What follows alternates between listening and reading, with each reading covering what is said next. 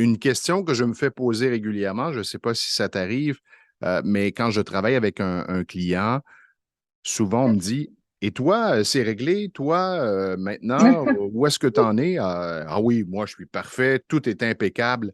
La réponse est non, et je dirais même que lorsqu'on est thérapeute ou qu'on travaille avec cette approche, on peut partir parfois à la chasse au trauma. C'est-à-dire que on est tellement euh, à l'écoute de ce qui se passe en nous que le moindre petit, je dirais, cri émotionnel, la Hmm. moindre petite manifestation nous amène à travailler.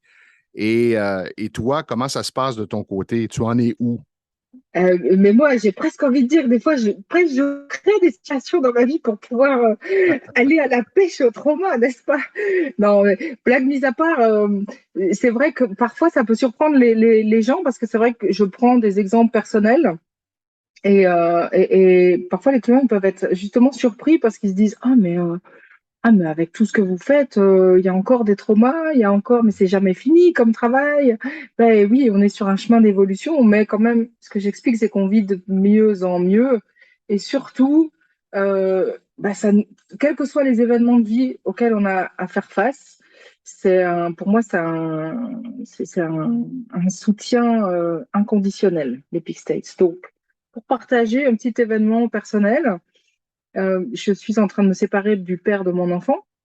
Et la semaine dernière, c'était là où il devait partir. Et bah, bien sûr, il y avait quand même de la tristesse, hein, voilà, une histoire qui se termine. Aussi de la tristesse pour ma fille. Et puis, bah, probablement, moi, ça c'est venu réveiller des choses. Alors, en tout cas, j'ai la chance d'avoir toute une équipe de collègues extraordinaires, dont Stéphane, n'est-ce pas? Et un de mes collègues m'a fait une séance et on a pu retoucher un traumatisme, un moment qui peut-être va parler à certains d'entre vous. C'est pour ça que j'avais envie de partager cette histoire. C'est surtout par rapport à ce que j'ai libéré. Donc, si vous voulez, le sentiment, c'était de la tristesse, un sentiment d'abandon qui était dans ma poitrine, vraiment qui me faisait mal et qui parfois, voilà, me rendait triste. Même si j'avais l'impression quand même de gérer, hein. C'est pas que c'était les chutes du Niagara, mais quand même, il y avait cette douleur dans ma poitrine. Et puis quand on est allé la visiter, eh bien, le souvenir qui m'est revenu, c'est quand j'étais bébé. Parce que je suis née à 7 mois. J'ai été dans une couveuse pendant 3 semaines, séparée de ma maman, qui était dans un autre hôpital. Et j'étais déjà allée travailler cet événement, mais toute seule.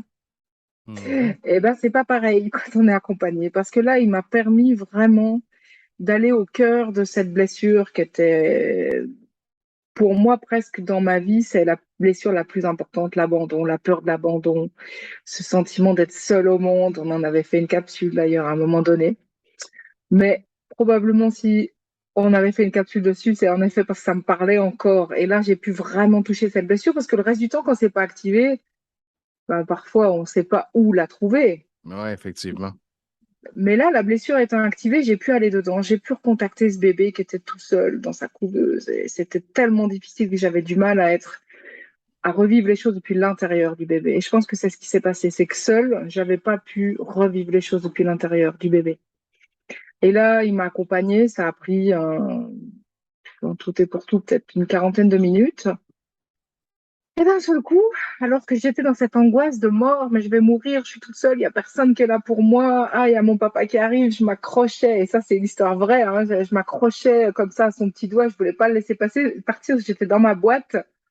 Et là, d'un seul coup, j'ai senti que ça s'est libéré dans ma poitrine et j'ai senti que j'avais plus cette douleur, j'avais plus cette peur de l'abandon. D'un seul coup, ça a été la libération, quoi. Alors après, il restait une surprise qui était assez légère. Et puis, j'ai encore continué avec ça jusqu'à être complètement calme, paisible, légère. Et je dois dire que tout ce que j'ai vécu ce week-end, ben, j'ai pu le vivre beaucoup plus tranquillement.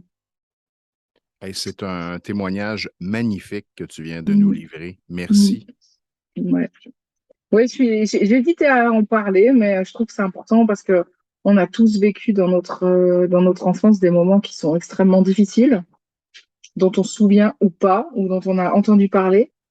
Mais voilà, sachez que c'est pas une fatalité, on n'a pas à rester avec ça. Et quand il y a des émotions qui vous font trop mal, bah, voilà, peut-être demander de l'aide.